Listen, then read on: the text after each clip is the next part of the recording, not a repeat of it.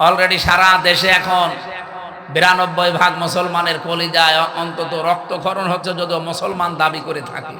উনি বলেছে ধর্মভিত্তিক রাজনীতি, ধর্ম কায়েম করার জন্য এই দেশে মুক্তিযুদ্ধ হয়নি। হয়েছে কিসের জন্য?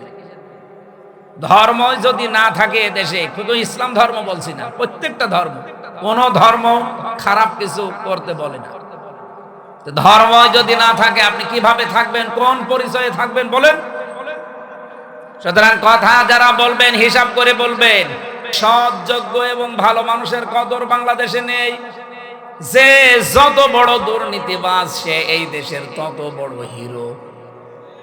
দেশের একেবারে 12টা বাজিয়ে দিচ্ছে যারা, তারাই নাকি এই দেশের এখন সর্বোচ্চ জায়গায়। আমার ভাইরা, আমি যে সিদ্ধান্ত নিয়েছিলাম এগুলো আমি পালন করবই, কারণ আমি কোরআনে কারিম থেকে এটা জানি, দুনিয়ার সবাই যদি আমার শত্রু হয়ে যায়, আমি যে বুক বড় করেছি, বুক মানে এই বড় বুক এইটার বলে না, এ বুকের ভেতরে আল্লাহ যে সৎ সাহস দিয়েছে, আমার কুষ্টিয়ার যারা দায়িত্বে আছে এরা কেন সারা পৃথিবী আমার বিরুদ্ধে চলে গেলেও ডন্ট কেয়ার, কিছু মনে করি না। মাদকের ওখানে গিয়ে 27 জনের লিস্ট করলাম পুরা কুষ্টিয়ার ওই পাড়াতে, যে এদের দ্বারা সমাজ পরিবার ধ্বংস হয়ে যাচ্ছে। ও আল্লাহ, পরে দেখি যাদের কাছে নালিশ দিয়েছি সেই তাদের কাছে টাকা খায়। ওরা রাতের বেলা এসে আমারে বলছে, হুজুর আপনি আমাদের নাম পাঠিয়েছেন থানায়, ও থানার বাবুরে ডাকেন।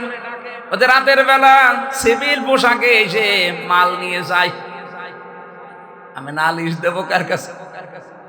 এখন তাদের কাছেও খারাপ যে হ্যাঁ এইটাও এমপির কাজ না, হাসপাতালে কাজ নেই, বাজারে কাজ নেই, মাদকে আমার কাজ নেই। আমার কাজ কোথায়? খালি বসে বসে জিকির করব। আজ বাংলাদেশ সহ বিশ্বে ইসলামপন্থীদের ডাইরেক্ট ইনডাইরেক্ট ধ্বংস করার জন্য, ইসলামকে নিঃশেষ করার জন্য যারা কাজ করছেন, ডান হাতের মতো বাম হাত দিয়ে অনেকে পেছন দরজা দিয়ে নাড়া চাড়া দিচ্ছে। বুঝে ঠিক বললেন নাকি আন্দাজে? ইন্না বাদশা রাব্বিকা লাশাদীদ। এমনিতে আল্লাহ কিছু বলে না, কিন্তু যদি ধরে ওরে আর ছাড়ে না। এই কথাগুলো আরবিতে না বললেও বাংলায় সংসদে বলবো, যে যারা আজকে ডাইরেক্ট ইনডাইরেক্ট ডান হাতের ভূমিকা পালন করছেন ইসলামের বিরুদ্ধে, আর অনেকে আছে বোবা শয়তান, নীরবে শুধু নাড়া ছাড়া দিচ্ছে। গজব আসলে কিন্তু আপনিও বাঁচবেন না। নৌকা নিয়ে পার হয়ে যাচ্ছে একজন, দুইজন শিক্ষিত মানুষ, মাঝিকে নৌকা যখন একেবারে নদীর মাঝে, অনেক সুন্দর সুন্দর কথা শোনাচ্ছে মাঝি, তুমি আমাদের বাবা, তুমি আমাদের দাদা, বাবা দাদা খালু যা বলার সব বলছে, যে শুধুমাত্র নদীটা আস্তে আস্তে পার করো। এ কথাগুলো শুনতে শুনতে বেশ নদীটা পার করে যে ডাঙ্গায় তুলে দিয়েছে, ডাঙ্গায় নামার পরে এমন গালিগালাজ আরম্ভ করেছে। আমার এই উদাহরণটা ভিডিওতে দেখার পরে মনে হচ্ছিল বাংলাদেশে আজ অনেকেই এই আচরণ করছে। 18 মাসেও যাদের আচরণ ছিল একরকম, দেখেন 18 মাস পরে নির্বাচিত হয়ে তাদের আচরণ ঠিক ওই দুই ভদ্রলোকের মতো হয়ে গেছে। এতদিন যাদেরকে বাপ বলতো, দাদা বলতো, খালু বলতো, এখন তাদেরকে শালা বলছে। এমনকি বৈধ জিনিস পর্যন্ত তারা মানতে চাচ্ছে না। তার মানে ক্ষমতায় না থাকলে মানুষ যতটুকু নম্র হয়, ভদ্র হয়, কৃতজ্ঞতা আদায় করে, ক্ষমতা পেয়ে অনেক মানুষ অহংকারী হয়ে যায়। কত মানুষ হেলায় খেলায় হোক, জেনে হোক না জেনে হোক, বলে ফেলছে যে ক্ষমতায় দেওয়ার মালিকও জনগণ, নামানোর মালিকও জনগণ। এটা যে প্রকাশ্য শিরিক, আপনারা কি বিশ্বাস করেন? শিরিক যে লোকটা করে সে লোকটা মুশরিক। সে লোকটা কি? আরো জোরে বলেন। ইন্নাহু মাইয়ুশরিক বিল্লাহ ফাকাদ হারামাল্লাহু আলাইহিল জান্নাহ। কোন মানুষ যদি শিরিক করে আমার আল্লাহ তাকে মাফ করবে না, গ্যারান্টি দিয়ে দিয়েছেন, ঘোষণা। তার 1 নাম্বার শাস্তি জাহান্নাম তার জন্য ওয়াজিব আর জান্নাত হারাম। চ্যানেলটি সাবস্ক্রাইব করে আমাদের সঙ্গেই থাকুন। আউযু বিল্লাহি মিনাশ শাইতানির রাজীম। বিসমিল্লাহির রহমানির রহিম।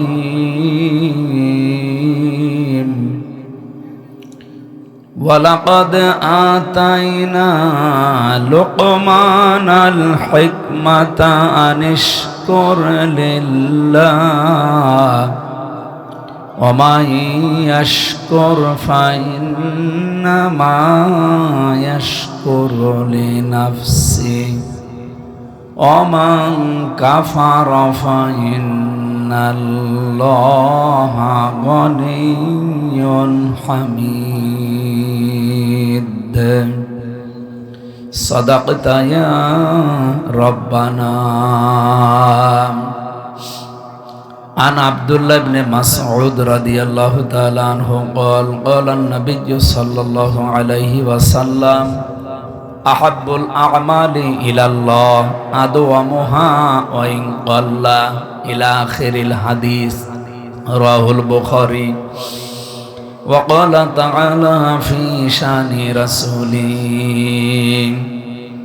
وما زادهم إلا إيمانا وتسليما. اللهم صل على محمد وآله وصحبه وبارك وسلم. بلغ العلا بكماله كشف الدجى بجماله حسنت جميع خصاله صلوا عليه وآله. হেদায়েত পাওয়ার জন্য আল্লাহর নিকটে যারা বুদ্ধিমান এই মানুষগুলোর পরিচয় আমরা কোরআনে কারিমে পেয়েছি। এলাকায় যেহেতু এটার সংসদীয় আসন বগুড়া ৩, আমার মনে হয় ৪.৫ লাখ ৫ লাখ মানুষ এই আসনে বাস করে। সবাই কোরআনের জন্য এখানে আসে না। আল্লাহর দৃষ্টিতে বুদ্ধিমান কারা এবং আল্লাহ হেদায়েত দেবে কাদের তিনি নিজে, সে কথা সূরা জুমারের ১৮ নম্বর আয়াতে আছে। আল্লাহ রাব্বুল আলামিন বলেন আল্লাযীনা ইয়াসতামিউনাল কাওলা ফায়াত্তাবিউনা আহসানা উলাইকাল্লাযীনা হাদাহুমুল্লাহ ওয়া উলাইকা হুমুল আলবাব। এই আয়াতটা পড়ার পরে আমি মাঝে মাঝে মিলাই দেশের মানুষের সাথে যে আল্লাহ বুদ্ধিমান বলেছেন কাকে আর আমরা বুদ্ধিমান বলি কাকে। আল্লাহ পাক বলেন যারা কোরআনে কারীম শুনছে এবং শুনবে, ইস্তামিউনা এটা মজারে, কোরআনের এই কথাগুলো যারা পৃথিবীতে শুনছে ভবিষ্যতেও যারা শুনবে, ফায়াত্তাবিউনা আহসানা, অতঃপর এর ভেতরে যে উত্তম কথাগুলো আছে সেগুলো যারা অনুসরণের মাধ্যমে মেনে নেয়, শুধু শুনেই শেষ করে দেয় না, ইত্তেবা করে। এই শব্দটার ব্যাখ্যা করতে গিয়ে মুফাসসিরিনে কেরাম লিখেছেন এখানে তাবাইন তাবউন দিয়ে শব্দটা গঠিত। যারা ব্যাখ্যাকার তারা বলেন একজন মানুষ সামনে হেঁটে যাচ্ছে, কোথায় পা ফেলে, কোথায় হাত নাড়ায়, এভাবে মাথা নাড়ায়, মাজা দোলায়, ওইটা দেখে দেখে ওই জায়গায় পা ফেলে হাত নাড়িয়ে মাথা নাড়িয়ে অনুসরণ করার নাম ইত্তেবা। রাসূলুল্লাহকে আল্লাহ শুধু ভালোবেসে শেষ করে দেবেন কথা কোরআনে দেয়নি, ওনাকে অনুসরণ করা ইত্তেবা করার কথা পুরা কোরআনে আল্লাহ ছড়িয়ে দিয়েছেন। قل إن كنتم تحبون الله فاتبعوني يحببكم الله فيغفر لكم ذنوبكم الله غفور رحيم. আমার ভাইরা, রব্বুল আলামিন কোরআনে কারিমের এই আয়াতটা আমি যতবার পড়েছি ততবার নতুন নতুন বিষয় আমার মাথার ভেতরে আল্লাহ দিয়েছেন। গতানুগতিক ভাবে বহু কথাই আয়াতের আমরা শুনেছি সারা জীবন। হে নবী, আপনি বলুন, যদি আল্লাহকে কেউ ভালোবাসতে চায় সে যেন রাসূলুল্লাহকে ভালোবাসে। এই কথাটা এই জায়গায় নেই। তাহলে আল্লাহ হাব্বুন দিতেন। আল্লাহ দিয়েছেন তাবউন, ওই যে শব্দটা সূরা জুমারের 18 নম্বর আয়াতে আছে, ওই শব্দ এখানে আছে। ওর যা মাদ্দা এইটাও একই মাদ্দা। কেউ যদি বলে আল্লাহ তোমাকে ভালোবাসি, আল্লাহ বলেন এই কথার প্রমাণ দিতে হলে আমার রাসূলুল্লাহকে ভালোবাসা লাগবে। ঠিক আছে না? ঠিক নেই কি? ঠিক আন্দাজ। আমি এর আগে একটা মিনিট নষ্ট করলাম না। আমি বললাম যে হাব্বুন যদি বলতেন তাহলে ভালোবেসে শেষ করে দিলাম। যেমন বেশি ছিল ভালো আবু তালেব, এমনকি আবু লাহাব রাসূলুল্লাহকে ভালোবেসেছিল জন্মে। আপনি দেখেছেন তার জন্মে খুশি হয়ে নিজের বাড়ির কাজের মহিলাকে আজাদ করে দিয়েছে। এরকম তো আপনারা করতে পারবেন না, আমরাও পারি না। এত বড় স্যাক্রিফাইস করেছে সেই লোকটা, কিন্তু সে ভালোবাসা পর্যন্তই শেষ করে দিয়েছে। রাসূলুল্লাহ যখন অনুসরণের কথা জানিয়েছে তখন সে পাথর মেরেছে। এই কথা বলেন না কেন? আমি এখান থেকে একটা শিক্ষা পেয়েছি, বিশ্বনবীর দিকেও কিন্তু এই হাত দিয়ে এভাবে পাথর তুলে নিক্ষেপ করেছিল আর বলেছিল তাব্বালাকা আলিহাদা জামাতানা, মুহাম্মদ তুমি ধ্বংস হয়ে যাও, আমাদেরকে এই কথা বলার জন্য একত্রিত করেছো। আমি যতগুলো তাফসীরে জীবনে মিলিয়েছি, আমার ছোট্ট ব্রেনের ভেতরে এটা অলরেডি ধরা দিয়েছে। বাংলাদেশ সম্পর্কে আমি এই কথাটা এভাবে বলতে চাই, আবু লাহাব শুধু একটা পাথর নিক্ষেপ করেছিল রাসূলুল্লাহর দিকে। কয় হাত দিয়ে বলেন বলেন? ও কিন্তু এক হাত দিয়ে পাথর নিক্ষেপ করেছে, দুই হাত ব্যবহার করে নাই। কিন্তু আল্লাহ কোরআনে কারিমে জবাব দেওয়ার সময় এক হাতের কথা দেয়নি, দিয়েছেন তাব্বাত ইয়াদা আবি লাহাবি ওয়া তাব। আল্লাহ ইয়াদা নিয়েছিল শব্দটা, নুনটা পড়ে গেছে। ইয়াদুন না দিয়ে আল্লাহ ইয়াদা টান দিলেন কেন? আমার প্রশ্ন, দুনিয়াতে যে যতটুকু অপরাধ করে তার অতটুকু শাস্তি দিলেই এটা ন্যায় বিচার হয়ে যায়। আল্লাহ তাআলা এখানে এক হাত ব্যবহার না করে দুই হাতের কথা জানিয়েছেন। এতটুকু আল্লাহ শেষ করে দেননি, অতাব্বা দিয়েছেন। ওর দুই হাত তো ধ্বংস হবে, এমনকি ওর নিজেও ধ্বংস হয়ে যাক। আল্লাহ বরদোয়া দিতে দিতে এমন পর্যায়ে গেছে, মা আগনা আনহু মালুহু ওয়া মা কাসাব। ও জীবনে যা অর্জন করেছিল ওর কোনো সম্পদ কাজে আসে নাই, এমনকি ওর লাশটা শেষ পর্যন্ত পচে নষ্ট হয়ে গেছে, মাটিও কেউ দিতে পারে না। শেষে ঠেলা দিয়ে গর্তের ভেতরে ফেলে পাথর দিয়ে চাপা দিয়েছে তার আত্মীয় স্বজনেরা। আপনি ভাবেন তো কোন পর্যায়ে তাকে পৌঁছিয়েছে। রাসূলুল্লাহর সাথে বেয়াদবি করে আর কি, সায়াসলা নারন যাতা লাহাব। এখানে আল্লাহ সিন দিয়ে আরম্ভ করলেন। আমার মনে হয় আসলা নারন যাতা লাহাব দিলেও আমরা আলেমরা অর্থ করতে পারতাম, পারতেন না? সিন দিয়েছেন কেন? সিন, সাফা, কদ, লাম এরকম 13টা শব্দ আছে আরবি গ্রামারে।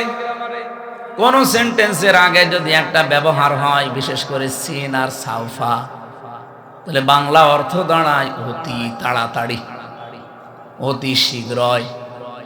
আল্লাহ তাআলা সেই 1500 বছর আগে ওর নামে বলতে বলতে এই পর্যায়ে এসেছেন যে অতি শীঘ্রই ওকে জাহান্নামের লেলিহান আগুনে প্রবেশ করাবো। অতটুকু আল্লাহ বলেন না যে না, ওমরাত ওর স্ত্রী পর্যন্ত ওর সাথে থাকবে। এখান থেকে আমি সেই কয়টা শিক্ষা বের করতে পেরেছি, তার 1 নম্বরে এই লোকটা এক হাত ব্যবহার করে হাত ধ্বংস হয়ে গেল। তার কয়টা? ওনাই এইটা দিয়ে মেরেছে, এইটা তো কিছু করে নাই, কিন্তু এই হাত নড়াচড়া করেছিল। আমি যদি এইটা এখন এখান থেকে অন্তত 20 হাত দূরে নিক্ষেপ করি, এভাবে হাত তো ব্যবহার করছি একটা, আর এইটা নড়াচড়া করবে। কি কথা বলছে না কেন? আল্লাহ এই যে নড়াচড়া করেছিল এই জন্য এই হাতও রাখে না, এটাও ধ্বংস করে দিয়েছে। আজ বাংলাদেশ সহ বিশ্বে ইসলাম পন্থীদের ডাইরেক্ট ইনডাইরেক্ট ধ্বংস করার জন্য, ইসলামকে নিঃশেষ করার জন্য যারা কাজ করছেন, ডান হাতের মতো বাম হাত দিয়ে অনেকে পেছন দরজা দিয়ে নাড়া চাড়া দিচ্ছে। বুঝে ঠিক বললেন নাকি আন্দাজে? ইন্না বাদশা রাব্বিকা লাশাদীদ। এমনিতেই আল্লাহ কিছু বলে না, কিন্তু যদি ধরে ওরে আর ছাড়ে না। এই কথাগুলো আরবিতে না বললেও বাংলা সংসদে বলবো, যে যারা আজকে ডাইরেক্ট ইনডাইরেক্ট ডান হাতের ভূমিকা পালন করছেন ইসলামের বিরুদ্ধে, আর অনেকে আছে বোবা শয়তান, নীরবে শুধু নাড়া ছাড়া দিচ্ছে। গজব আসলে কিন্তু আপনিও বাঁচবেন না। বলেন তো, যে দুইজন চাচার নাম বললাম, আবু লাহাব, আবু তালেব। আবু তালেব এত ভালোবেসেছে রাসূলুল্লাহকে, তার পুরা জীবন আমি পড়ে দেখেছি। এই লোকটা নিজের সন্তান হযরতে আলীকে বিছানায় রাখতো না, ভাইয়ের ছেলে এতিম মুহাম্মদ রাসূলুল্লাহকে নিজের কাছে নিয়ে ঘুমাতো। আবু তালেব জীবনে এমন কোন জায়গা নেই শরীরের ভেতরে যেখানে রাসূলুল্লাহকে তোলে নাই। কোন সময় মাথায় নিয়েছে, কোন সময় চুমা দিয়েছে, কোন সময় বুকে নিয়েছে, পিঠে নিয়েছে, কোনদিন পায়ের কাছে রাখে নাই। পায়ের কাছে রাখলে অসম্মান হবে, পায়ে লাগতে লেগে যেতে পারে, এই জন্য পায়ের কাছে রাখে নাই। বুখারী শরীফের হাদিস। এই লোকটাকে কিয়ামতের দিন আল্লাহ জাহান্নামের দুইটা জুতা পরিয়ে দেবে। এ কারণে তার মাথার মগজ পর্যন্ত টকবক করে ফুটতে থাকবে, কিন্তু পুরা শরীরের কোনো জায়গায় জাহান্নামের আগুন লাগবে না। একটাই কারণ, পুরা শরীরে রাসূলুল্লাহর শরীর টাচ পেয়েছে, কিন্তু পায়ের সাথে কোনোদিন রাসূলুল্লাহর শরীর লাগে নাই। রব্বুল আলামিন এই জন্য পাটা জাহান্নামের ফিতা লাগিয়ে দেবে, পুরা শরীরটা কিছুই হবে না। এর ভালোবাসা কোন পর্যায়ে ছিল আপনি বলেন? এত ভালোবাসা, এত মহব্বত দেখিয়েছে রাসূলুল্লাহকে, কিন্তু নবীজি যেদিন ইন্তেকালের সময় বললেন, ইয়া আম্মি আবি তালিব, লা ইলাহা ইল্লাল্লাহ হাজ্জুল লাকা ইনদাল্লাহি ইয়াউমাল কিয়ামাহ, রাহুল বুখারী। চাচা, জোরে বলা লাগবে না, শুধু আমার কানের কাছে মুখটা নিয়ে আস্তে করে বলেন, লা ইলাহা ইল্লাল্লাহ মুহাম্মাদুর রাসূলুল্লাহ বলা লাগবে না আপনার। আপনি শুধু আল্লাহর একাত্মবাদের স্বীকৃতিটা দেন, রিসালাতের ঘোষণা, এটা আমি জানি যে আমি রাসূল, আমি এটা নিয়ে নিলাম। আপনি শুধু আল্লাহটা দিয়ে যান, আমি কথা দিলাম কিয়ামতের দিন ঝগড়া করে হলেও আপনাকে আমি আল্লাহর জান্নাতে পৌঁছিয়ে দেব। লোকটা পড়ে নাই, ডাক দিয়ে বলেছে, ভাতিজা তোমাকে ভালোবাসি, কিন্তু তোমার এই কালেমাটা পড়তে পারলাম না, তুমি আমারে মাফ করে দিও। বলেন তো, মাফ করার মালিক কে? রাসূলুল্লাহ। এই আরো জোরে বলেন, মাফ করার একচ্ছত্র মালিকানা যে আল্লাহর, কোথায় আছে বলেন তো? বলেন, কোরআনে আছে কোন জায়গায়? বলেন, আমাইয়াগফিরুয যুনুবা ইল্লাল্লাহ। সূরা আলে ইমরানের ভেতরটা মাঝে আছে। রব্বুল আলামিন জানিয়েছেন, মাফ করতে পারে গুনাহ শুধুমাত্র আল্লাহ ছাড়া, মাফ করার ক্ষমতা কারো নেই। হ্যাঁ, যদি আপনি হক বলে ইবাদত নষ্ট করেন, এটা আবার আল্লাহর না, এটা বান্দার। আপনি কোনো বৈধ কাজ করা লাগবে, এই জায়গায় যদি ঘুষ নিয়ে থাকেন, আপনি বান্দার হক নষ্ট করেছেন। এই হকটা দুনিয়ায় থাকতে হয় ফেরত দিয়ে যাবেন, নাই কিয়ামতের দিন নেকি দিয়ে ফেরত দেওয়া লাগবে, এরপরে মাফ হবে। আল্লাহর সাথে যে অধিকারগুলো, এগুলো আল্লাহ মাফ না করলে পৃথিবীর কারো বাবারও ক্ষমতা নেই মাফ করার। এই জন্য আমাইয়াগফিরুয যুনুবা ইল্লাল্লাহ, জাম্বুন দেয়নি, যুনুব বহু বছর, কোন গুনাহ কেউ মাফ করতে পারে না ইল্লাল্লাহ, আল্লাহ ছাড়া। এই লোকটা যখন ডাক দিয়েছে, ভাতিজা মাফ করে দিও নবীজিকে, সঙ্গে সঙ্গে কোরআনে কারিমের আয়াত নাজিল করে আল্লাহ সতর্কবাণী দিয়েছেন, ইন্নাকা লা তাহদি মান আহবাবতা ওয়ালাকিন্নাল্লাহা ইয়াহদি মান ইয়াশা ওয়া হুয়া আ'লামু বিল মুহতাদিন। সূরা কসসের ভেতরে আছে 56 নম্বর আয়াতে, নিশ্চয় হে নবী আপনি যাকে চান তাকে হেদায়েত দিতে পারেন না, আমি আল্লাহ যাকে ইচ্ছা করি তাকে হেদায়েত দান করি, আর হেদায়েত কে পাবে এটা আপনার চাইতে আমি আল্লাহ ভালো জানি, এই জন্য আ'লামু দেওয়া আছে। এরপরেও নবীজির মন মানছিল না, কারণ এত কষ্ট পৃথিবীতে রাসূলুল্লাহর পেছনে কেউ করে নাই।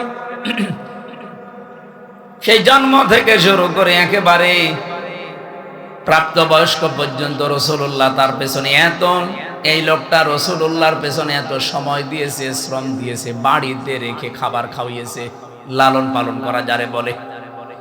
বিশ্বনবী মুহাম্মদ রাসূলুল্লাহর মন মানে না, এজন্য তিনি আবু তালেবের কবরের পাশে গিয়ে দোয়া করেছিলেন, মাপ চেয়েছিলেন আল্লাহর কাছে, রব্বুল আলামিন তুমি আমার চাচা আবু তালিবকে মাফ করে দাও।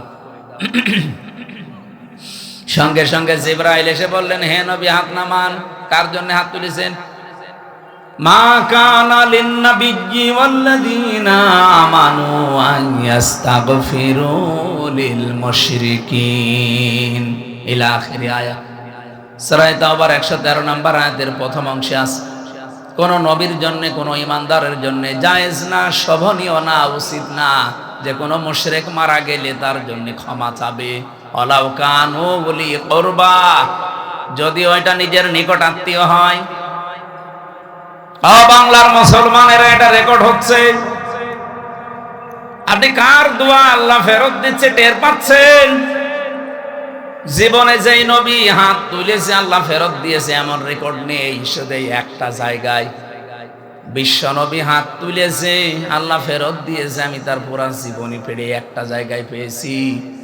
মনের ভেতরে যার কামনা আসলে কবুল হয়ে যেত, মনের ভেতরে কামনা আসলে যার কবুল হয়ে যেত, সেই নবী হাত তুলে বসে আছে, আল্লাহ হাত ফেরত দিচ্ছে যে চাচা মুশরিক এই কারণে। অথচ বাংলাদেশে আমরা দেখি অনেক মুশরিক একেবারে টাটকা মরে যায়, আর আমরা দোয়া করে জান্নাতে দিয়ে আসি, মনে হয় যে আমরা কন্ট্রাক্টরই নিয়েছি। জান্নাত তো আমাদের বাবার, নাকি আমাদের বাবার? এই ধোকার ভেতরে আছেন আপনারা, আর আমরাও ধোকা দিচ্ছি। নবীজির মতো মানুষ যদি দোয়া করে দোয়া আল্লাহ ফেরত দেয় যে কবুল হবে না, চাচা মুশরিক, আপনার আত্মীয়তাতে কি হয়েছে? কোন চিন্তায় আছেন আপনি নিজেকে প্রশ্ন করেন। এত ভালোবাসা মহব্বত দেখিয়েও লোকটা মাপ পায়নি, শুধুমাত্র তার জীবনে অনুসরণ ছিল না রাসূলুল্লাহর। আল্লাহ পাক এজন্য সূরা আলে ইমরানের 31 নম্বর আয়াতে জানিয়েছেন, যদি আল্লাহকে ভালোবাসি এ কথা প্রমাণ দিতে চাও, আমার রাসূলুল্লাহকে অনুসরণ করার মাধ্যমে দাও। ইউহিব্বুকুমুল্লাহ, এক নম্বরে আমি আল্লাহ নিজেই তোমাদেরকে তাহলে ভালোবাসা আরম্ভ করছি এবং করব, করেছি না।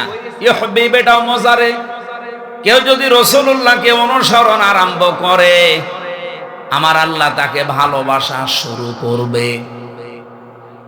এদিকে তাকান ভালো করে, এই শব্দটা বোঝেন।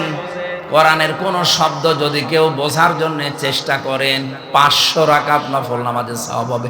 আল্লাহ পাক বলেন, আমি যদি কাউকে ভালোবাসা আরম্ভ করি কয়েকটা পুরস্কার তাকে দেই। ওয়াগফির লাকুম যুনুবাকুম আল্লাহু গফুরুর রহিম। এক নম্বরে আমি আল্লাহ নিজে তাকে মাফ করে দিচ্ছি এবং দেব।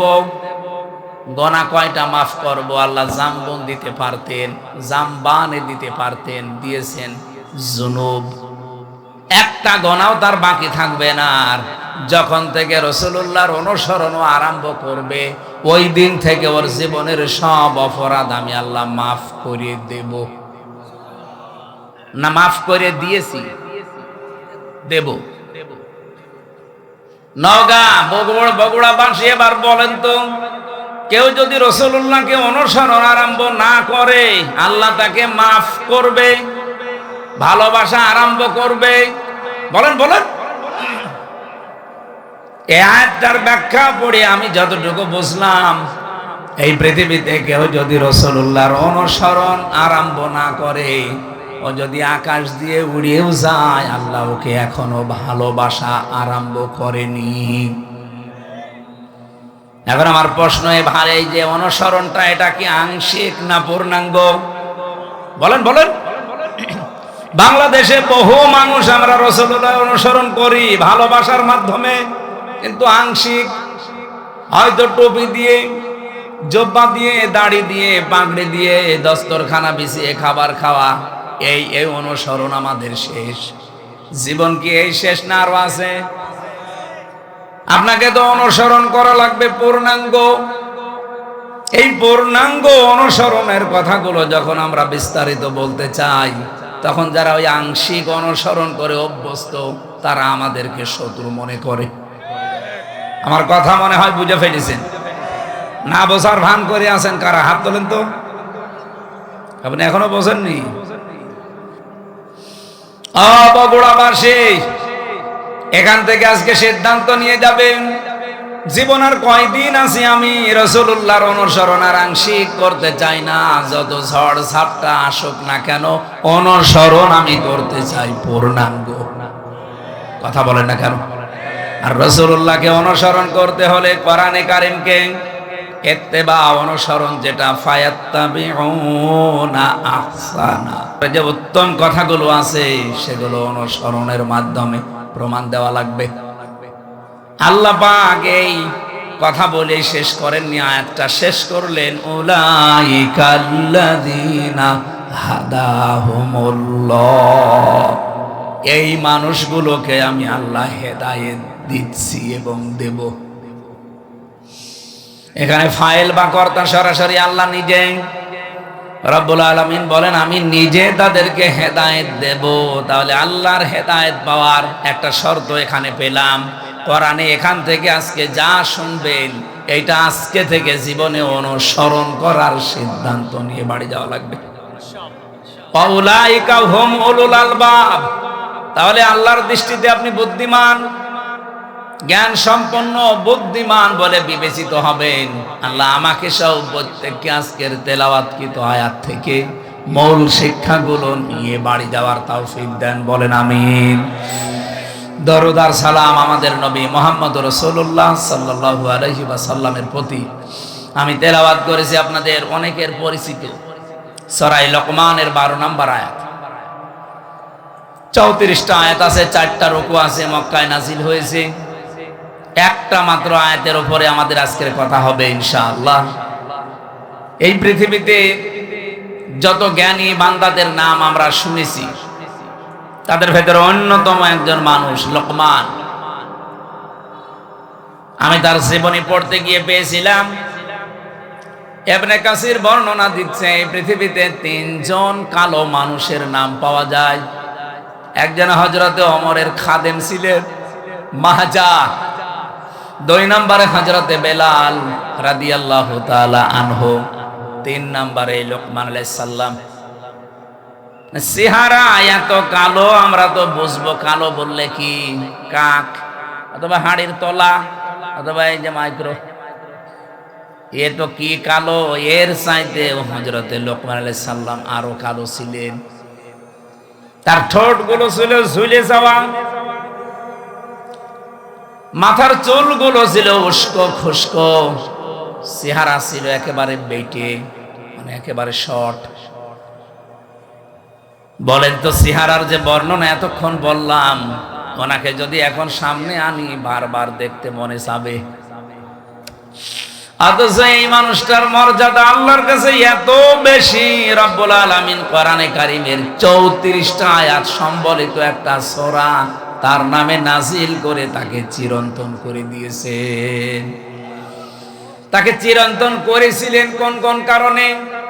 যে সমস্ত কারণগুলো আছে কোরআনের 34টা আয়াতের ভেতরে অন্যতম হচ্ছে তিনি তার সন্তানকে, সবাইকে না, তিনি তার সন্তানকে ওসিয়ত করেছিলেন আল্লাহ রাব্বুল আলামিনের সম্পর্কে। ওসিয়ত আর নসিহত কিন্তু এক না। ওসিয়ত শব্দটার বাংলা অর্থ হয় জোরালো ভাবে তাকিদ দিয়ে বলাকে।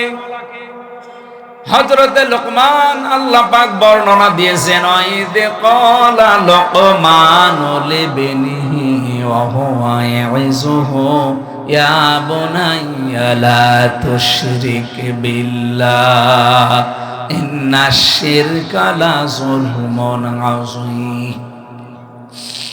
স্মরণ করো ওই সময়ের কথা যখন হযরতে লোকমান তার সন্তানকে ডাক দিয়ে বলেছিলেন, হে আমার কলিজার টুকরার সন্তান, লা তুশরিক বিল্লাহ, আল্লাহর সাথে শিরিক করা যাবে না।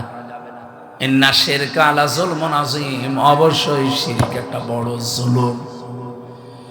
এটা বড় গুনাহ না, এই জায়গায় বড় জুলুমের কথা বলা হয়। পৃথিবীতে যত জুলুম হতে পারে সব চাইতে বড় জুলুম আল্লাহর দৃষ্টিতে শিরিক করা। এই জন্য পৃথিবীর সব গুনাহ মাফের গ্যারান্টি পাওয়া যায়, কিন্তু শিরিক করলে আল্লাহ ঘোষণায় দিয়েছেন যে মাফ হবে না।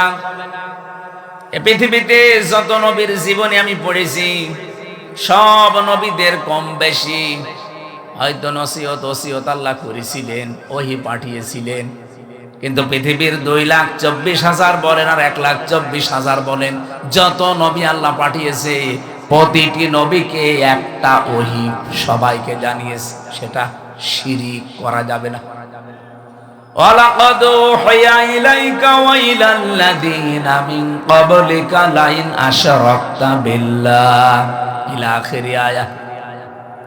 লাইন আশরাকতা লা ইয়াহবাতান্না আমালুকা ওয়া লা তাকুনান্না মিনাল খাসিরিন। অবশ্যই হে নবী, আপনাকে আর আপনার পূর্বে যত নবী রাসূল পাঠিয়েছি প্রত্যেককে আমি ওহী করেছিলাম যে শিরিক করা যাবে না। আপনিও যদি শিরিক করেন, লাইন আশরাকতা লা ইয়াহবাতান্না আমালুকা, লামে তাকিদ নুনে সাকিলা, আপনার যত আমল আখলাক আছে, যত কাজ কারবার সব আমি আল্লাহ নষ্ট করে দেব। এখানে ফাইল সরাসরি আল্লাহ নিজে।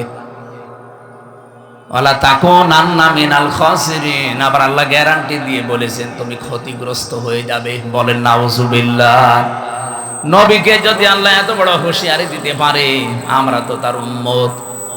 এই জন্য ভাইরা, আর জীবনে যাই করেন কোন শিরিক যেন জীবনে না ঢোকে।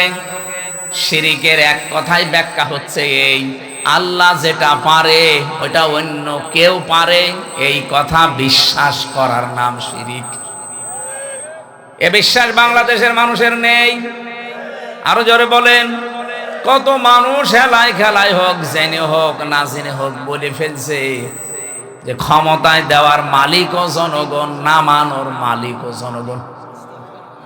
এটা যে প্রকাশ্য শিরিক, আপনারা কি বিশ্বাস করেন? শিরিক যে লোকটা করে সে লোকটা মুশরিক। সে লোকটা কি? আরো জোরে বলেন। ইন্নাহু মাইয়ুশরিক বিল্লাহ ফাকাদ হারামাল্লাহু আলাইহিল জান্নাহ। কোন মানুষ যদি শিরিক করে আমার আল্লাহ তাকে মাফ করবে না, গ্যারান্টি দিয়ে দিয়েছেন, ঘোষণা। তার 1 নাম্বার শাস্তি জাহান্নাম, তার জন্য ওয়াজিব, আর জান্নাত হারাম। আমালিজ জালিমিনা মিন আনসার, এমনকি তাকে সাহায্যকারীও কাউকে পাওয়া যাবে না। বগুড়াবাসী আমি খুব চিন্তায় থাকি এই শব্দগুলো নিয়ে। বহু মানুষের জীবনে নামাজ, রোজা, হজ, যাকাত, পর্দা এগুলো আমরা পাচ্ছি, কিন্তু শিরিক রন্ধ্রে রন্ধ্রে ঢুকে আমাদের সব আমলগুলো অলরেডি নষ্ট করে ফেলছে। আহ্বান জানাচ্ছি, যাই করেন হিসাব নিকাশ করে শিরিক যেন জীবনে না ঢোকে আমাদের। হযরত লোকমান তার সন্তানকে টাকা পয়সার সাথে আমার পরে ক্ষমতায় যাওয়া লাগবে কি করে, এইটা তিনি পরিচয় করাননি। হযরত লোকমান তার সন্তানকে পরিচয় করিয়েছিলেন কার সাথে? আরো জোরে বলেন। রব্বুল আলামিন এই উপদেশ বাণীতে, এই ওসিয়তে এত খুশি হয়েছেন। এই ওয়াজটা শোনার পর রব্বুল আলামিন এবার শুধুমাত্র হযরতে লোকমানের ছেলেকে না, কিয়ামত পর্যন্ত যত সন্তান দুনিয়ায় আসবে সব সন্তানের জন্য আল্লাহ নিজে এবার ওসিয়ত করলেন, ওয়াসাইনাল ইনসানা বিওয়ালিদাইহি হামালাতুহু উম্মুহু ওয়াহনান আলা ওয়াহান। তাম পৃথিবীর সব মানুষকে, এ মানুষ বলতে শুধু মুসলমান না, হে লোকমান, তুমি তো সন্তানকে টাকা পয়সা কিভাবে কামাই করা লাগবে, কিভাবে ক্ষমতা দখল করা লাগবে, প্রভাব প্রতিপত্তি এলাকায় অর্জন করা লাগবে, এ পরিচয় করাওনি। তুমি পরিচয় করালে আল্লাহর সাথে। আমি আল্লাহ এখন দায়িত্ব নিয়ে তোমার সাথে তোমার সন্তানের পরিচয় করিয়ে দিলাম। শুধুমাত্র তোমাকে না, অবশ্যইনাল ইনসান আছে। ইনসান মানে শুধু মুসলমান না, ইনসান মানে মানুষ। বলেন তো, হিন্দু কি মানুষ না? আরো জোরে বলুন। এলাকায় যদি কোনো অন্য ধর্মের ভাইরা বোনেরা থাকেন, কোরআনে কারীম আপনাকে ইঙ্গিত দিয়েছে যে পৃথিবীর সব মানুষের প্রতি আল্লাহর ওসিয়তে। ওসিয়ত মানে কিন্তু জোরালো ভাবে বলা, গুরুত্ব দিয়ে জোর দিয়ে বলা। আমি আল্লাহ জোর দিয়ে তাম পৃথিবীর সব মানুষকে বললাম, পিতা মাতা যাদের আছে তাদের সাথে ভালো ব্যবহার করা লাগবে। এ ঘোষণা কার? আরো জোরে বলেন। কোরআনে কারিমে যেখানে মা বাবার কথা আমি পেয়েছি, সেই জায়গায় দেখেছি কোন জায়গায় 3টা, কোন জায়গায় 5টা, কোন জায়গায় 7টা। খালি ব্যাখ্যা দিয়েছেন আল্লাহ। অন্যান্য কত মানুষের নাম তো কোরআনে আছে, কই এত ব্যাখ্যা তো আল্লাহ দেননি। এত বেশি ব্যাখ্যা আমার বাবার নামে আল্লাহ নিজে দিয়েছেন। রব্বুল আলামিন ব্যাখ্যা দিতে দিতে এমন সুন্দর সুন্দর শব্দগুলো চয়ন করলেন কোরআনে। আখফিদ লাহুমা জানাহাদ-দুল্লি মিনার রাহমা ওয়াকুর রাব্বিরহামহুমা কামা রাব্বায়ানি সাগীরা। বলেন আল্লাহু আকবার। আল্লাহ বলেন আখফিজ। আখফিজ শব্দের শাব্দিক অর্থ হচ্ছে ডাউন করা, এরপরে ফল করে দেওয়া। শুধু ডাউন করার নাম আখফিজ না, ডাউন করার পরে ফল করে দাও। জানাহাদ-দুল্লি, জানাহুন মানে ডানা, জিল্লুন মানে নম্রতা বা ছায়া, দুইটা অর্থই হয়। তোমার যে ছায়া আছে ডানার, এটা শুধুমাত্র ডাউন করবা না, ফল করে দিবা। আমি আয়াতটা পড়ার পর একবার চিন্তা করেছিলাম, আল্লাহ পাক কেন ডানার কথা দিলেন?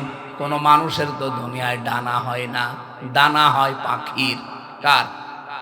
আমাদের কি ডানা আছে? না, আমাদের আছে হাত। আল্লাহ তাহলে ইয়াদুন দিতে পারতেন, ইয়াদুন না দিয়ে, আদুদা না দিয়ে আল্লাহ জানাহুন দিয়েছেন। এটা ধার করে নিয়ে এসেছেন পাখির কাছ থেকে। পাখির কাছ থেকে ডানা ধার করে আল্লাহ আমাদেরকে লাগিয়ে উদাহরণ দিলেন কেন? ডানা তো পৃথিবীতে আরো অন্যান্য জিনিসের আছে, হেলিকপ্টারের ডানা আছে, এরোপ্লেনের ডানা আছে, না নেই? সেই ডানা আল্লাহ তো নেননি, নিয়েছেন পাখির কাছ থেকে। আপনি হেলিকপ্টার, এরোপ্লেনের যে ডানা, এটা শুধুমাত্র ডাউন হয়, ফল হয় না। ফল হলে উড়বে না। এমনকি এর ভেতরে মোলায়েম কিছু নেই, সব শক্ত মজবুত। আর পাখির যে ডানা, এর ভেতরে পর আছে, পালক, এত সফট, এত কোমল, এত নরম। একটার সাথে একটা যখন লেগে যায়, পাখি যখন তার বাচ্চাদেরকে এই ডানার নিচে একটার সাথে আরেকটা পর লাগিয়ে দেয়, তখন বাচ্চাগুলো এই ডানার নিচে একটা কিচির মিচির আওয়াজ দেয়। এটাকে বাংলায় বলা হয় অনির্বচন সুখ। তার মানে বাচ্চাগুলো মাকে বসাতে চায়, মা তুমি যেভাবে আমাদেরকে আগলিয়ে রেখেছো, তোমার ডানাগুলো শুধুমাত্র ডাউন করনি, ডাউন করার পরে ফল করে দিয়েছো। এই জন্য আমরা এমন নিরাপদে আছি যে আমাদেরকে আর অন্তত কোনো শত্রু দেখতে পাচ্ছে না, আমাদের ক্ষতি হওয়ার আর কোনো সম্ভাবনা নেই। আল্লাহ পাক বলেন পৃথিবীর সন্তানেরা মার বাবা তোমার জীবদ্দশায় যেন এইটা মনে করে যে আমার সাইফুল্লাহ থাকতে আমার আর কোনো চিন্তা নেই। আমার মনে হয় এরকম কথা মনে করার মতো সন্তান বাবা মা অনেক কম। অধিকাংশ পরিবারের সন্তান থাকা এটা আরো ঝামেলা। গতকালকে একটা ভিডিও দেখছিলাম, একটা সন্তানকে তার মা বাবা সম্পদ দিয়ে যায়নি, এই জন্য বাবার কবর ভেঙে দিচ্ছে। এটা দেখেননি? গায়বান্ধা এক সাহাবী এসে বলেছিল, হে রাসূল, আমার বাবা আমাকে কিছু দেয়নি, আমি কি করব? বিশ্ব নবী বলেন, কিছু যদি না দেয়, ছোটবেলায় যা দিয়েছে কিয়ামত পর্যন্ত হায়াত পেয়েও সেটা শোধ দিতে পারবা না। বাবা যা বলে ওইটাই ফাইনাল, যদি আল্লাহ রসুলের বিরুদ্ধে না যায়। যেই ছেলেটাই যেই মা বাবার কবর ভেঙে দিচ্ছে, টাকা পয়সা হয়তো জমি জায়গা তাকে দেয়নি, বুঝে করুক না বুঝে করুক, আমি শুধু ওর একা দোষ দেইনি, এই দোষটা ওর বাবারও আছে। কারণ যেই শিক্ষাটা দিলে সন্তানে আচরণ করবে না, সেই শিক্ষা ওর বাবা ওকে দেয়নি। যেই শিক্ষা দিলে আল্লাহর পরে মা আর বাবার স্থান এটা জানা যায়, ওই রকম শিক্ষাগুলোই মনে হয় আপনাদের এলাকায় বিভিন্ন জায়গায়। সাইফুল্লাহ ভাই বলছিলেন প্রায় 17টা কয়টা মক্তব চালু আছে, 11টা 13টা। এইরকম সন্তানগুলো যে সমস্ত এলাকায় পৃথিবীর সব কিছু তোমাকে ছেড়ে দিতে বলে, নবীজি বলেন মার বাবার জন্য সব কিছু ছেড়ে দেওয়া তোমার জন্য ফরজ, যদি ওটা জায়েজ হয়।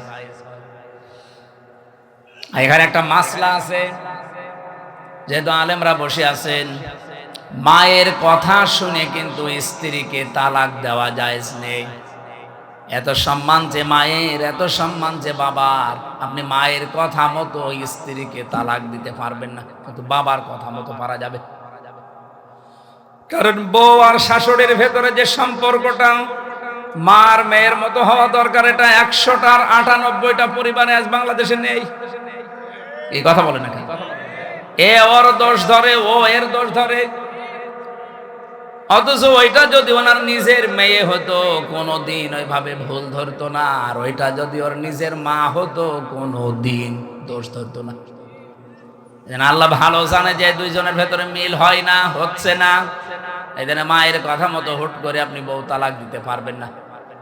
বাবার কথা মতো যদি ওটা জায়েজ পর্যায়ে যায়, তাহলে বউ বাদ দেওয়া যায়। আমার ভাইরা, আমি একটা বাস্তব কথা বলছি।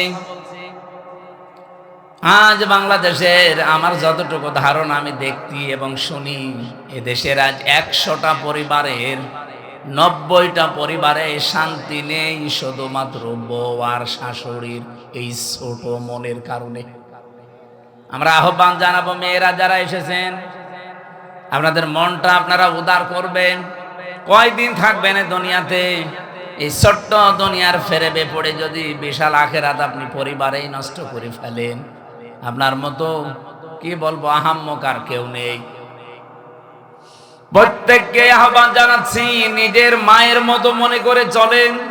নিজের মাও তো কত দোষ করে, ভুল করে, আপনি সবই সহ্য করে নেন, মাফ করে দেন। নিজের মেয়েও তো কত ভুল করে, না জানলে শিখিয়ে দেন। শাশুড়িগুলো যদি এই পর্যায়ে তৈরি হয়, আর পুত্রবধূগুলো যদি মেয়ের মতো তৈরি হয়, বাংলাদেশের পরিবারে স্বামীদের হার্টের রোগ হবে না। বিয়ে করেনি তো হাসতেছে, বিয়ে করলে টের পেয়ে। বিয়ে যারা করে না, ওরা এই ঔষধ এখনো পায়নি। আমি তো যতটুকু দেখছি, হাজারো পরিবারে আজ আমরা পুরুষ মানুষ যারা হার্টের রোগী, এই বউ আর শাশুড়ির এই ছোট মনের কারণে। এই এলাকায় মনে হয় এরকম মহিলা নেই। সম্মানিত মা বোনেরা, শুধু নামাজ পড়া, রোজা রাখার, কালো বোরকা পরা ইবাদত না, শাশুড়ির সাথে মায়ের মতো আচরণ করা ইবাদত। পুত্রবধূর সাথে নিজের মেয়ের মতো আচরণ করা, এটা ইবাদত। আপনি কিন্তু জালেম হয়ে মরবেন। এই শাশুড়ি যারা, কিছু হলেই শুধু ছেলের কানে কানে তুলে দেয়, এটা তাল লাগায়। এর কারণে ছেলেটারও তার বউকে দেখতে পারে না, পরিবারে অশান্তি হয়, মেয়েটা অশান্তিতে থাকে। এই শাশুড়ি এরকম মন যাদের আছে, এরকম আচরণ যারা করেন, আপনি কিন্তু জালেম হয়ে মরবেন। এরকম শাশুড়ি কার বাড়িতে আছে একটু হাত তোলেন দেখি। এই এলাকায় তো ভালো মানুষ সব, দেখালাম তো, অনেক ভালো এলাকা।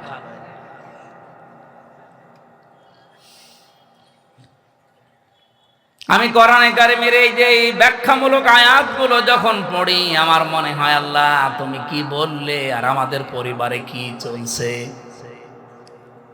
মায়ের কষ্টের কথাগুলো আল্লাহ আয়াতের পরবর্তীতে তুলে ধরেছেন। হামালাতুহুম ওয়াহানান আলা ওয়াহনি ওয়া ফিসালুহু ফি আমাইনি আনিশকুর লি ওয়া লিওয়ালিদাইকা ইলাইয়াল মাসির। আল্লাহ বলেন এত কষ্ট করে মা তোমাকে পেটে বহন করে। আমি এই হামালাতুহুম ওয়াহানানের ব্যাখ্যা পড়েছি। একটা মা পৃথিবীর জমিনে একটা সন্তানকে ডেলিভারি দেওয়ার সময় 57 ইউনিট কষ্ট সহ্য করে। বিজ্ঞানী আয়াতের ব্যাখ্যা করতে গিয়ে জানিয়েছে, এই পৃথিবীর যত শক্তিশালী মানুষ হোক, এমনকি যদি ডোনাল্ড ট্রাম্প হয়, ও সর্বোচ্চ 47 না 45 ইউনিট কষ্ট সহ্য করতে পারবে। 45 ইউনিটের বেশি কষ্ট দিলে ডোনাল্ড ট্রাম্প মরে যাবে। কিন্তু একটা মা আপনাকে আমাকে পৃথিবীর এই মুখ দেখাতে গিয়ে ডেলিভারির সময় 57 ইউনিট কষ্ট সহ্য অলরেডি করেছে। এই কষ্ট সহ্য করার সময় সে সিদ্ধান্ত নিয়ে ফেলেছিল যে এই পৃথিবীতে যদি এই আমির হামজা, এ গোলাম রব্বানি, এ আকরাম এ সুন্দরভাবে খালাস হয়ে যায়, তাহলে জীবনে আর স্বামীর কাছে যাব না।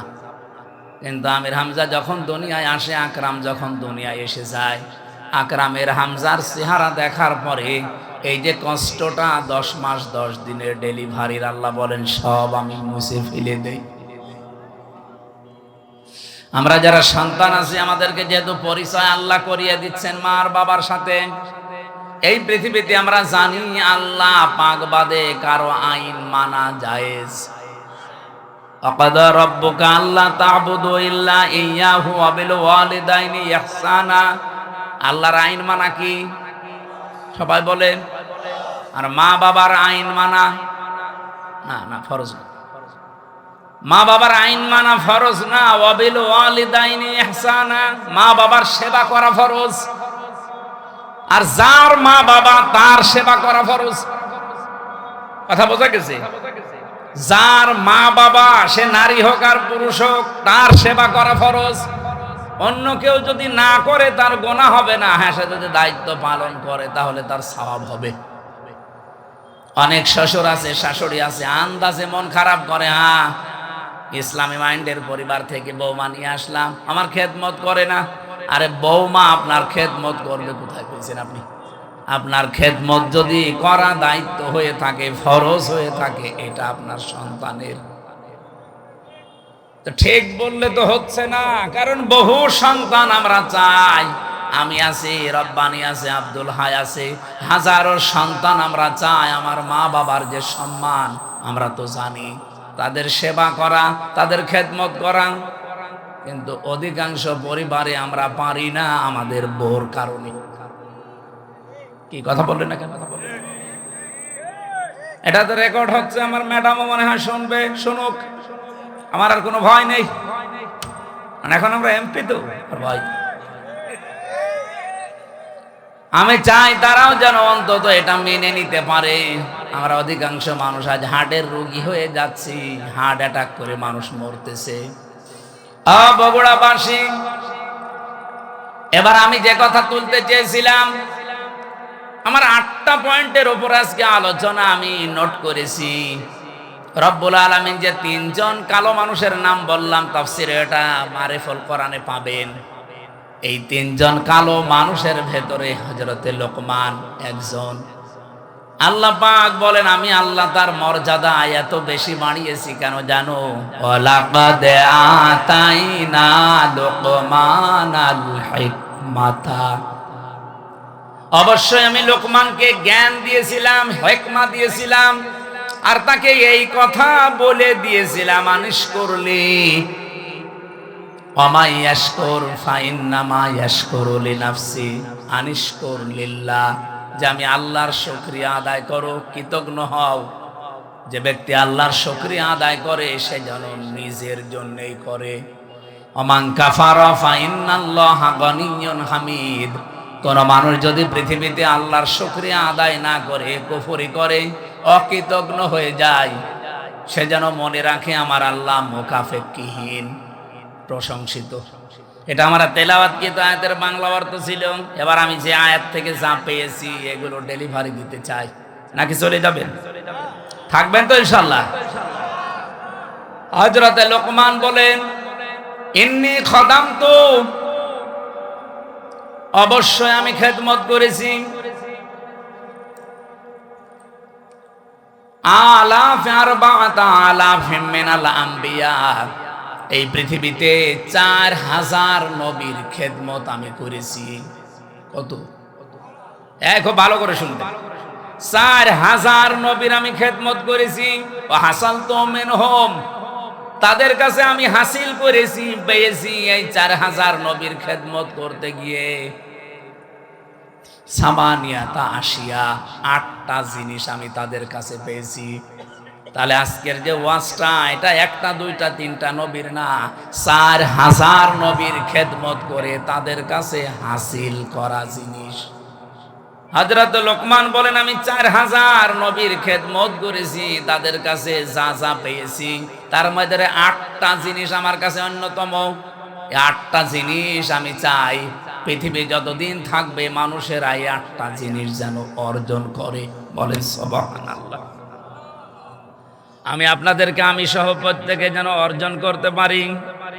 1 নম্বরে 8টা শিক্ষার ভেতরে আমি পেয়েছি নবীদের কাছ থেকে যে নামাজের ভেতরে মন তৈরি করা লাগবে। কিসের ভেতরে?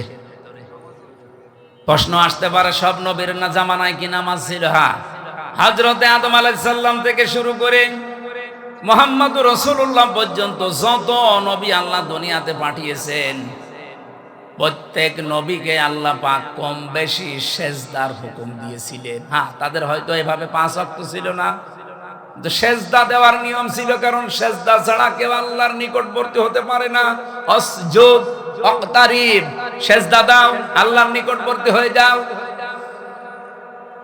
আদম আলাইহিস সালাম তাওবা করার মাধ্যমে উনি যে ফজরের 2 রাকাত নামাজ স্বামী আর স্ত্রী মিলে আরাফাতের ময়দানে পড়েছিলেন, আমরা তাফসিরের কিতাব থেকে, হাদিস থেকে যেটা পেয়েছি, রব্বুল আলামিন আদমের প্রতি 350 বছর পরে এত খুশি হয়েছিলেন এই 2 রাকাত নামাজের সেজদায়।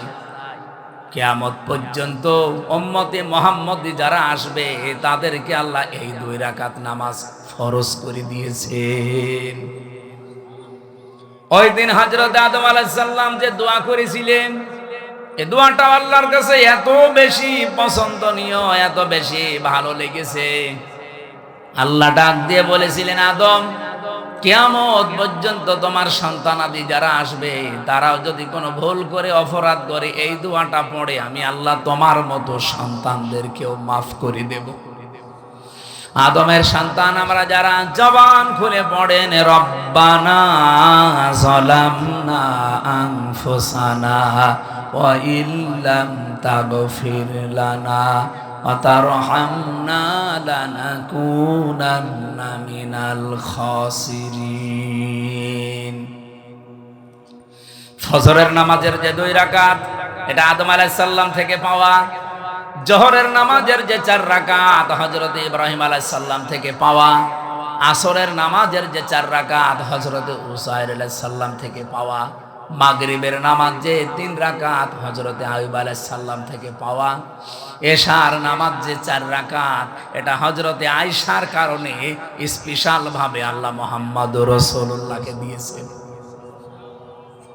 রব্বুল আলামিন বলেন হযরতে লোকমান, তাকে আমি আল্লাহ জ্ঞান দিয়েছিলাম, হিকমা দান করেছিলাম। এই জ্ঞান পাওয়ার পরে তার প্রথম কাজ হয়েছে সে শুকরিয়া আদায় করেছে আল্লাহর। তাহলে এখান থেকে কয়েকটা শিক্ষা পাওয়া যায়। জ্ঞান যারা পাবে, জ্ঞানী তো আল্লাহর দৃষ্টিতে তারা যারা আল্লাহর কাছে নত হবে, নম্র হবে, শুকরিয়া আদায় করবে আল্লাহর নিয়ামতগুলোর। তা আমাদের আচরণটা পুরা উল্টা। একটা ভিডিও দেখছিলাম আজকে আসার সময়, নৌকা নিয়ে পার হয়ে যাচ্ছে একজন, দুইজন শিক্ষিত মানুষ। মাঝিকে নৌকা যখন একেবারে নদীর মাঝে, অনেক সুন্দর সুন্দর কথা শোনাচ্ছে মাঝি। তুমি আমাদের বাবা, তুমি আমাদের দাদা, বাবা দাদা খালু যা বলার সব বলছে, যে শুধুমাত্র নদীটা আস্তে আস্তে পার করো। এ কথাগুলো শুনতে শুনতে বেশ নদীটা পার করে যেই ডাঙ্গায় তুলে দিয়েছে, ডাঙ্গায় নামার পরে এমন গালিগালাজ আরম্ভ করেছে। আমার এই উদাহরণটা ভিডিওতে দেখার পরে মনে হচ্ছিল বাংলাদেশে আজ অনেকেই এই আচরণ করছে। 18 মাসেও যাদের আচরণ ছিল একরকম, দেখেন 18 মাস পরে নির্বাচিত হয়ে তাদের আচরণ ঠিক ওই দুই ভদ্রলোকের মতো হয়ে গেছে।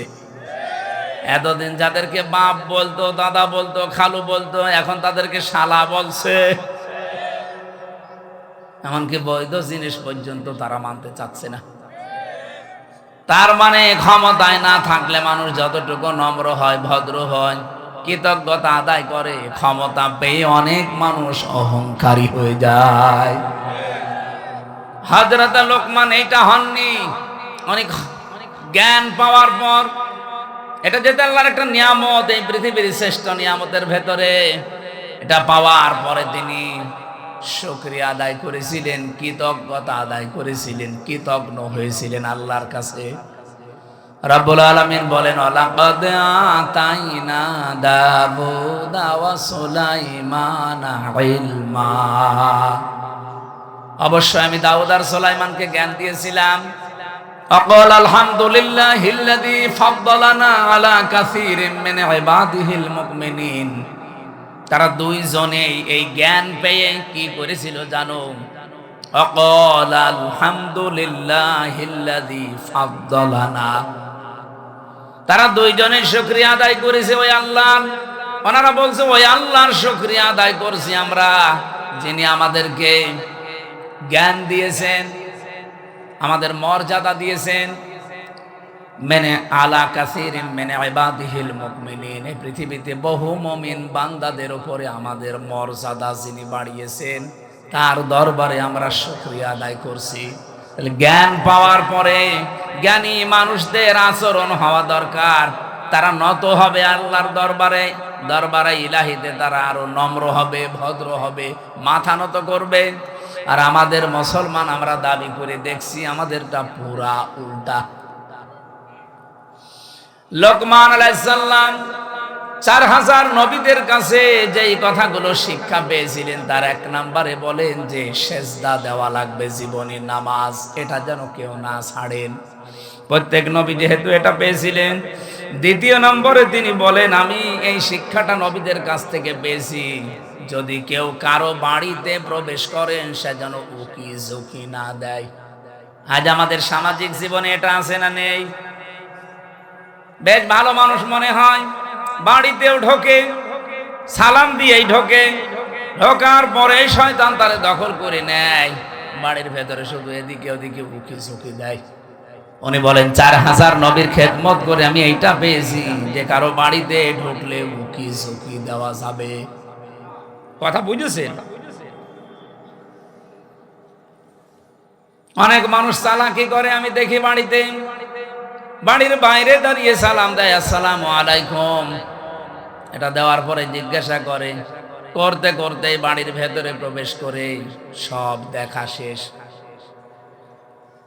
না, এই চালাকি করা যাবে না, কোরআনের নিষেধ। ইয়া আইয়ুহাল্লাযীনা আমানু লা তাদখুলু বুয়ুতান গায়রা বুয়ুতিকুম হাত্তা তাস্তানিসু ওয়া তুসাল্লিমু আলা আহলিহা।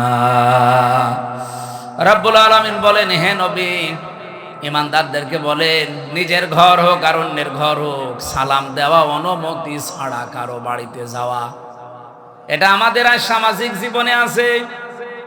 বলেন বলেন, এটা আল্লাহ যেন আমাদের মেনে চলার তৌফিক দেন, বলেন আমিন। এটা অনেকেই হেলায় খেলায় নষ্ট করে, আমলটা করতে চায় না। না, এটা কোনো অনেক গুরুত্বপূর্ণ বিষয়, কোরআনে আল্লাহ যেহেতু দিয়েছেন। বহু মানুষ এই ছোট্ট আমলটার ভেতরে, এরপরে আমি কিছু আয়াতের ব্যাখ্যা পড়ে তাফসিরে দেখেছি, আজ যারা নিজেদের স্ত্রীকে প্রথম 1 বছর 1.5 বছর 2 বছর ভালো লাগে, কিন্তু এরপরেই দেখি সংসার আর টেকে না, নিজের বউর চাইতে অন্যের বউ দেখলেই কেমন যেন ভালো লাগে। এরকম মানুষ দেশে নেই? আপনি আছেন এরকম? এই রোগ দেশে আছে না নেই বলেন তো? প্রথম কিন্তু ভালোই লাগে। কালকেও একটা বিচার এসেছিল আমার কাছে, প্রায় রাত 10:30 পর্যন্ত এটার বিচার আমি করেছি। একজন মাওলানা, আমি নাম নিলাম না, উনি এসে ওনার স্ত্রী সহ 2 জনই এসেছেন। স্ত্রীর অভিযোগ হচ্ছে যে, এমপি সাহেব, এ স্বামী আমারে প্রথম বিয়ের 3 মাস 4 মাস 6 মাস 1 বছর খুব ভালোবেসেছে, কিন্তু এখন যেন আমার দিকে ওর আর মন নেই। মাওলানা আমারে আস্তে করে বলছে যে, হ্যাঁ আসলে তো কথা একেবারে মিথ্যা না, প্রথম ভালোই লাগতো, কিন্তু এখন আমার অন্যের বউ দেখলেই ভালো লাগে, আমারটা আর ভালো লাগে না। বললাম, এইটা একটা রোগ, এ রোগের ঔষধ আছে না নেই? বলেন বলেন। قل للمؤمنين يغضوا من أبصارهم ويحفظوا فروجهم ذلك أزكى لهم إلى آخر آية। হে নবী, মুমিন পুরুষদেরকে বলেন, তারা যদি এই 2টা ঔষধ খেতে পারে, 1 নম্বরে আপনি চক্ষুকে নিম্নগামী করবেন, 2 নম্বরে লজ্জা স্থানের হেফাজত করবেন। হ্যাঁ, বহু ডাক আসবে, বহু ষড়যন্ত্র চক্রান্ত শয়তান বিছিয়ে রাখবে। এই 2টা ঔষধ যদি কেউ মাত্র 1টা মাস একটু পালন করতে পারেন, আল্লাহর কসম, আমি এই আয়াতের বিশ্বাস নিয়ে বলছি, আপনার নিজের বউ ভালো লাগবে, অন্যের বউ তখন আপনার কাছে খারাপ লাগবে। 1টা মাস একটু করে দেখেন, চক্ষুকে নিম্নগামী করবেন, যেটা দেখা যায় না ওইটা দেখবেন না, আর নিজের লজ্জার স্থানটা একটু বাঁচিয়ে রাখেন। 1 মাস 6 মাস 1 বছর না, 1 মাস যদি এভাবে একটু কন্টিনিউয়াস করা যায়, আল্লাহর সাহায্য আসবে। তখন আর এই হাজারো পরিবারে যে সংসার আজ ভেঙে যাচ্ছে, এইটাও বন্ধ হবে। এখানে যারা এরকম রোগী আমরা আছি, আমরা যেন রোগ মুক্ত হতে পারি, আল্লাহ তৌফিক দেন, বলেন আমিন। সত্যি করে বলেন তো, এরকম রোগ আছে কার? কোন এলাকায় ওয়াজ করতে আসলাম গো? এটা সব আল্লাহর ওলি। এরকম কোন রোগী তো এলাকায় নেই। এটা শুধু পুরুষের ক্ষেত্রে না, মেয়েদের ক্ষেত্রেও। আজ হাজারো পরিবারে খালি ডিভোর্স আর ডিভোর্স চলছে, এই একটা মাত্র কারণে, নিজের চোখের হেফাজত নেই।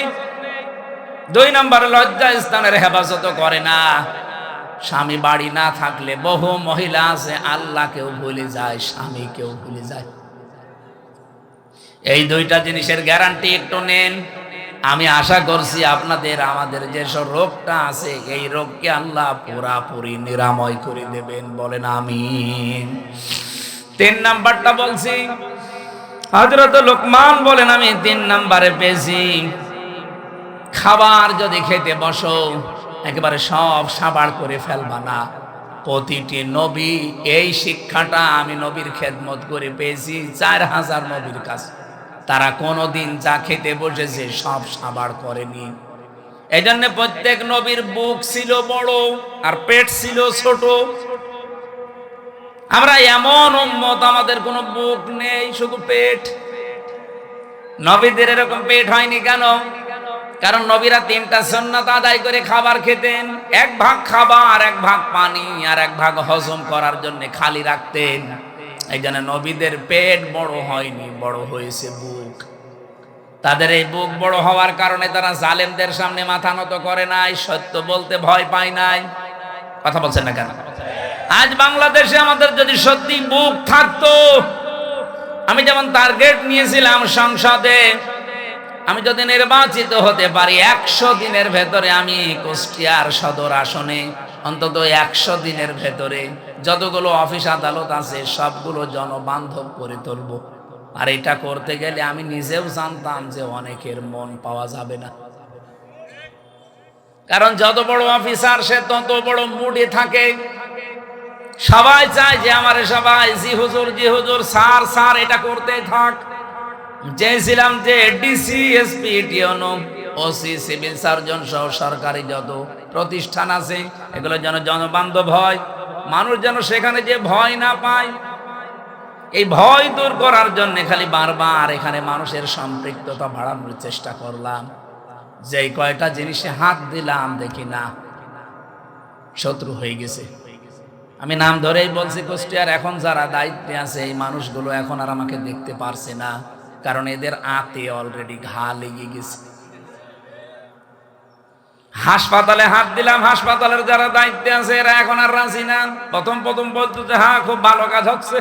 বাজারটা মনিটরিং করার জন্য এত অত্যাচার করে মানুষেরা। ম্যাজিস্ট্রেট নিয়ে একদিন গিয়ে দেখলাম 670 টাকা দিয়ে 570 টাকা দিয়ে মুরগি, দেশি মুরগি কিনেছে আর বিক্রি করছে 650 টাকা। ম্যাজিস্ট্রেটকে বললাম দেখেন তো সর্বোচ্চ লাভ করার কি আছে? উনি বলছে 18 থেকে 20 টাকা। একটা জিনিসে আপনি সর্বোচ্চ 18 থেকে 20 টাকা লাভ করতে পারবেন, আর ও লাভ করছে 1 কেজিতে 80 টাকা। বলতে গেলাম আমি কালার হয়ে গেছি। বলছে এইটা এমপির কাজ না। মাদকের ওখানে গিয়ে 27 জনের লিস্ট করলাম পুরা কুষ্টিয়ার ওই পাড়াতে, যে এদের দ্বারা সমাজ পরিবার ধ্বংস হয়ে যাচ্ছে। ও আল্লাহ, পরে দেখি যাদের কাছে নালিশ দিয়েছি সেই তাদের কাছে টাকা খায়। ওরা রাতের বেলা এসে আমারে বলছে হুজুর আপনি আমাদের নাম পাঠিয়েছেন থানায়, ও থানার বাবুরে ডাকেন। ওদের রাতের বেলা সিভিল পোশাকে এসে মাল নিয়ে যায়। আমি নালিশ দেবো কার কাছে? এখন তাদের কাছেও খারাপ যে হ্যাঁ এইটাও এমপির কাজ না। হাসপাতালে কাজ নেই, বাজারে কাজ নেই, মাদকে আমার কাজ নেই। আমার কাজ কোথায়? খালি বসে বসে জিকির করব। এই মানুষগুলো এখন শত্রু হয়ে যাচ্ছে। যে লোকটা একটু বন্ধু মতো ছিল সাবেক ডিসি, তারা অলরেডি শত্রুতা করে তাড়িয়ে দিয়েছে, কুষ্টিয়া থেকে বদলি করে দিয়েছে। এত বড় অপরাধ করার পরও কোনো অনুশোচনা তাদের নেই। এই মানুষগুলো বুক উঁচু করে মাইকের সামনে বলে আমাদের কথা শোনে না, এই জন্য তাকে আমরা বদলি করে দিয়েছি। লজ্জা। আমি ওই দিন স্ট্যাটাস দিয়েছিলাম যে সৎ, যোগ্য এবং ভালো মানুষের কদর বাংলাদেশে নেই। যে যত বড় দুর্নীতিবাজ সে এই দেশের তত বড় হিরো। দেশের একেবারে 12টা বাজিয়ে দিচ্ছে যারা, তারাই নাকি এই দেশের এখন সর্বোচ্চ জায়গায়। আমার ভাইরা, আমি যে সিদ্ধান্ত নিয়েছিলাম এগুলো আমি পালন করবই, কারণ আমি কোরআনে কারিম থেকে এটা জানি, দুনিয়ার সবাই যদি আমার শত্রু হয়ে যায়, আমি যে বুক বড় করেছি, বুক মানে এই বড় বুক এইটার বলে না, এ বুকের ভেতরে আল্লাহ যে সৎ সাহস দিয়েছে, আমার কুষ্টিয়ার যারা দায়িত্বে আছে এরা কেন সারা পৃথিবী আমার বিরুদ্ধে চলে গেলেও ডন্ট কেয়ার, কিছু মনে করি না।